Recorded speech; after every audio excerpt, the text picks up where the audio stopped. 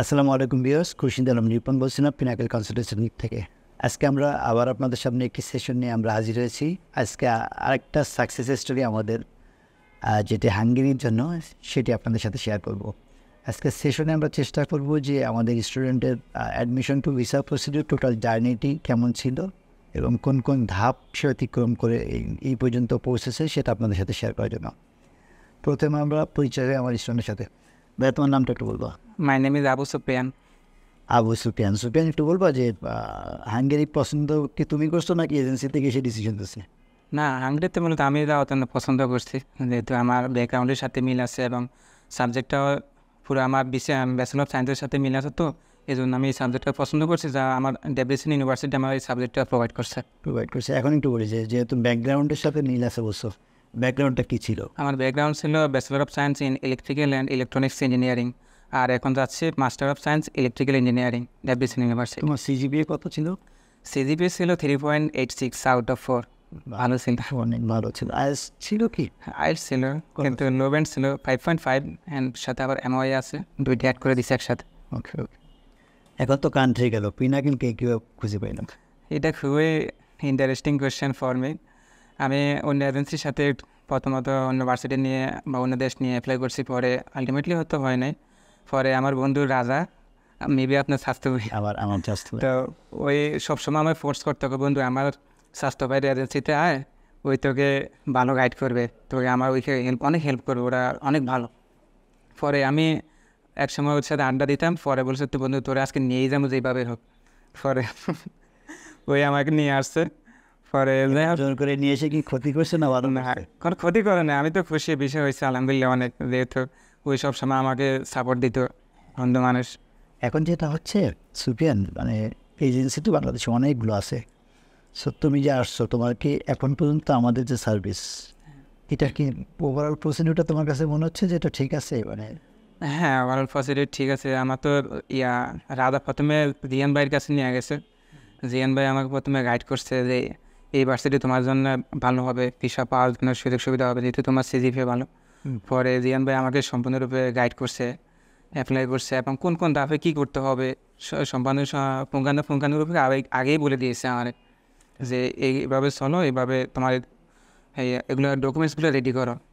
এখন গাইডেন্স অনুযায়ী যেটা করছে, তো কোথাও তো তোমার মনে হয়নি যে কোথাও ডিলে হচ্ছে, অযথা ডিলে হচ্ছে, বা কোথাও প্রসিডিউরটা ঠিক হচ্ছে না, এরকম তো মনে হয়নি? না না, এরকম না। নর্মালি যেটা হয়, স্টুডেন্টরা কিন্তু একটা এজেন্সিতে গেলে কনফিডেন্স পাওয়াটা বড় ব্যাপার, যে ওরা যে প্রসেস করতেছে ঠিক হচ্ছে কিনা।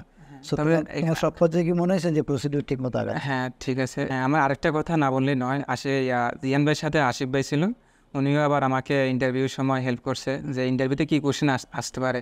এমনকি ভাই আমাকে এমন একটা কোশ্চেন সাজাই দিচ্ছে সুন্দরভাবে, আমি ওই অ্যান্সারটা ওইভাবে বলছি। পরে আমাকে ওই কোশ্চেনটা অ্যান্সার করছে যিনি আমার ইন্টারভিউ নিছে, পরে উনিও খুশি হয়েছে, যে বললো যে তুমি কেন এই সাবজেক্ট পছন্দ করছে এবং তোমার কেরিয়ার কী। পরে বললাম যে আমি বাংলাদেশে আন্ডারগ্রাউন্ড ইলেকট্রিক সাপ্লাই চলবে যে জন্যে। পরে এইটা আমি বলছি, এখন বলছে কোথায় তোমার ইলেকট্রিসিটি প্রডিউস হবে, তখন আমি বলছি সিলেট হবে, তখন বলছি ঠিক আছে, থ্যাংক ইউ, এটা বলে স্যাটিসফাইড হয়েছে। এখন জানি যে ইন্টারভিউ কয়টা ছিল, একটা না দুইটা?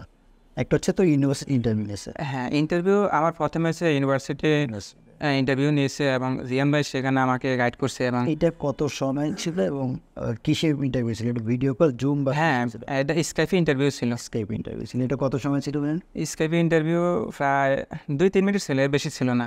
মনে হয়নি তো? আমি ইন্টারভিউ যখন দিচ্ছি আমার আব্বু ফাঁসে ছিল, পরে আব্বু বলতেছে তুই টেনশন করিস না, তোর ইন্টারভিউ ভালো হয়েছে। দেখ, ওর ফ্লুয়েন্সি ভালো ছিল। আর এমবেসি যে ইন্টারভিউটা নিয়েছিল, এটা জমা দেওয়ার সময় নাকি? হ্যাঁ, ইন্টারভিউ একই দিনে ফাইল সাবমিশন হয়েছে এবং একই দিন ইন্টারভিউ ছিল। কত মিনিট ছিল এটা মনে হয়? ওইটাও বেশিক্ষণ ছিল না, ওই 2-1 মিনিট ছিল। আমাকে কোশ্চেন করছে অনেক ফাস্টলি, আর আমি উত্তর দিচ্ছি অনেক ফাস্টলি, মানে কোনোভাবে আটকাইতে পারে নাই ইনশাআল্লাহ। ওকে ওকে। একটু ভিসা কপিটা একটু দেখা। হ্যাঁ, here is my visa. Okay, thank you. So ভাই, এখন আমরা কথা হচ্ছে যে পিনাকেলের যে সার্ভিস, সেটাতে তুমি এখন কি, যেমন রাজা ওর চাস্তো ভাই জানে ভালো কাজ করে বলে কনফিডেন্টলি তোমাকে আনছে, হ্যাঁ, এখন তুমি তোমার কোনো ফ্রেন্ড রেফার করার ক্ষেত্রে ওই কনফিডেন্সটা পাবা? আসলে আমি যদি বলি, আমি যখন অ্যাপ্লাই করি ভার্সিটিতে, আমার আরও ফ্রেন্ড 2জনকে আমি ইনভাইট করছি যে বন্ধু আমরা একসাথে অ্যাপ্লাই করি। পরে ওদের যা আইএলস ছিল না, তো পরে একটু ভয় পাইছিল। পরে কোনোভাবে আমি এটা ম্যানেজ করতে পারি না, না আমি বলছি তোদেরকে আমি একসাথে নিয়ে যাব, যেহেতু এখানে মোটামুটি বেশি চান্স আছে ইনশাল্লাহ। তো এখন তুমি আর একটু কনফিডেন্টলি করতে পারো। হ্যাঁ অবশ্যই কনফিডেন্টলি রেফার করতে পারবো। তোমার সার্ভিসটা ভালো পাইছো। হ্যাঁ ওইটাই। ভিউয়ার্স, আমরা পিনাকেল থেকে যতগুলো কান্ট্রির ভিসা প্রসেস করি, হাঙ্গেরি তাদের মধ্যে একটা, যদিও হাঙ্গেরি আনটিল বাংলাদেশে যতদিন প্রসেস না হয়তো আমরা করতাম না, কারণ আমরা সবসময় অ্যাভয়েড করি এই যে বাংলাদেশি স্টুডেন্ট দিল্লি যাবে, একটা সার্টেন পিরিয়ড থাকবে, তারপরে ভিসা প্রসেস করবে। এই জন্য যে কান্ট্রিগুলোর ভিসা এমবাসি দিল্লি আছে ওগুলো কিন্তু আমরা পিনাকেল থেকে প্রসেস করি না। যেমন আমরা হাঙ্গেরি বাংলাদেশ থেকে ডিসিশনে এটা প্রসেস করি, মাল্টা বাংলাদেশ থেকে প্রসেস করা হয়, এটা করি। ক্রোয়েশিয়া রিসেন্টলি আপনারা জানেন যে বাংলাদেশ থেকে ভিসা প্রসেস করা যাচ্ছে টোটাল, সেটা আমরা করছি। সো আমরা যে দেশগুলো প্রসেস করি, আমরা সবসময় আগে আমি একটা জিনিস মাথায় রাখি যে ওই কান্ট্রির অ্যাডমিশন টু ভিসা প্রসেসের কোথাও যদি কোনো আমার মনে হয় যে ইনফরমেশন গ্যাপ আছে, তাহলে ওই কান্ট্রিটা আমরা প্রসেস করি না। সো হাঙ্গেরিতে যারা অ্যাপ্লাই করতে চান, যেহেতু আইএলটিএস ছাড়া অ্যাপ্লাই করা যায় এবং একাডেমিক একটু গ্যাপ থাকলেও প্রসেস করা যায়, এবং কম্পারেটিভলি লো টিউশন ফি, আমি বলবো না যে অনেক কম টিউশন ফি, বাট সেনজেন অন্য কান্ট্রিগুলো যেমন নেদারল্যান্ড, ডেনমার্কের সাথে যদি কম্পেয়ার করি, ডেফিনেটলি হাঙ্গেরির টিউশন ফি কিন্তু অনেক কম।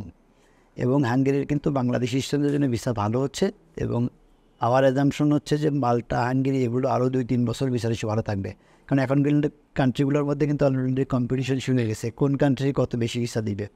সো যদি আপনি মনে করেন যে ভালো সময় থাকতে থাকতে অ্যাপ্লাই করা উচিত, এম্বাসির এই যে বাইরে প্রসেস করার ক্ষেত্রে টাইমিংটা এক্সট্রিমলি ইম্পর্টেন্ট, যে কোন সময় আপনি অ্যাপ্লাই করছেন। এমন সময় দেখবেন যে প্রচুর ভিসা হচ্ছে, তখন অ্যাপ্লাই না করে যদি আইএস করি, তারপর অনেক সেজে গুজে আসার জন্য যদি ওয়েট করে টাইমটা কিল করে ফেলেন, তখন যদি ভিসার ইস্যু ভালো না থাকে, তখন কিন্তু আপনার এই যে টাইমটা শুধু শুধু নষ্ট হবে। সো জানুয়ারি ইনটেকের অ্যাডমিশন এখন চলতেছে। আমরা হাঙ্গেরি আমাদের মাধ্যমে কিন্তু যতগুলো অপশন আছে সবগুলো অপশনে আমরা আমাদের স্টুডেন্ট দিতে পারতেছি। সো যদি কেউ হাঙ্গেরি অ্যাপ্লাই করতে চান, আমাদের সাথে দ্রুত যোগাযোগ করতে পারেন। আমরা 22 বছর ধরে কনসালটেন্সি করছি। আমাদের অফিস সপ্তাহে 6 দিন ওপেন থাকে, শুক্রবার ছাড়া, এবং স্পেসিফিকলি গভর্নমেন্ট হলিডে ছাড়া সকাল 10টা থেকে সন্ধ্যা 7টা পর্যন্ত সব দিন ওপেন থাকে। এবং আমরা জানি যে স্টুডেন্টদের বা অফিস ভিজিট করার আগে অনেকগুলো বেসিক ইনফরমেশন দরকার হয়, যে কোনো কান্ট্রির জন্য এলিজিবল কিনা, আপনার প্রোফাইলটি আপনি যে কান্ট্রিতে ইন্টারেস্টেড সেটার জন্য যদি অ্যাসেসমেন্ট করে নিতে চান, তাহলে কিন্তু সোশ্যাল মিডিয়া যেগুলো আছে, ফেসবুক, লিঙ্কডইন, ইউটিউব, এগুলোতে আমাদের ডেডিকেটেড টিম আছে। যে কোনো ধরনের প্রশ্ন করলে কিন্তু 2 থেকে 24 থেকে 48 ঘন্টার মধ্যে আমরা রিপ্লাই দেওয়ার চেষ্টা করি। নর্মালি আমরা সবগুলো রিপ্লাই কিন্তু 24 ঘন্টার মধ্যে দেওয়ার চেষ্টা করি। খুব কোনো ক্ষেত্রে যখন আসলে প্রতিদিন আমাদের কাস্টমার কেয়ারের সাথে আমরা কথা বলেছি, আমি কথা বলেছি 1000 থেকে 1500 প্রশ্ন আসে প্রতিদিন। সো তারপরেও কিন্তু আমরা ডিউ টাইমে 24 ঘন্টার মধ্যে রিপ্লাই দেওয়ার চেষ্টা করি।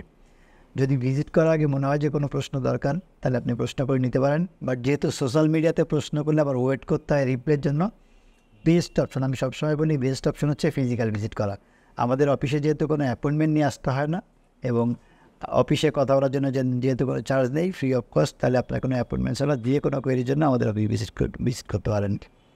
কষ্ট করে যারা এতক্ষণ দেখছিলেন তাদেরকে ধন্যবাদ জানাই। পাশাপাশি বলে রাখি, যদি আমাদের চ্যানেলটি সাবস্ক্রাইব করে বেল বাটনটি প্রেস করে রাখেন, তাহলে যখনই আমরা কোনো ভিডিও আপলোড করবো ইউ উইল গেট নোটিফিকেশান। আর যেহেতু আমরা যে কোনো দেশের ইমিগ্রেশন রুলসের চেঞ্জ আসলে সাথে সাথে আমরা এইটা আমাদের চ্যানেলে সবার আগে আসে। সো যদি আপনি এটাও সাবস্ক্রাইব করে রাখেন, তাহলে কোনো দেশের কোনো ইমিগ্রেশন রুল চেঞ্জ হচ্ছে কি না, কোথাও কোনো বড় ধরনের পরিবর্তন আসতেছে কিনা, সেগুলো কিন্তু আপনি আমাদের চ্যানেল থেকে জানতে পারবেন। সবাইকে আবারও ধন্যবাদ জানিয়ে আজকের সেশনটি এখানে শেষ করছি। আল্লাহ হাফেজ।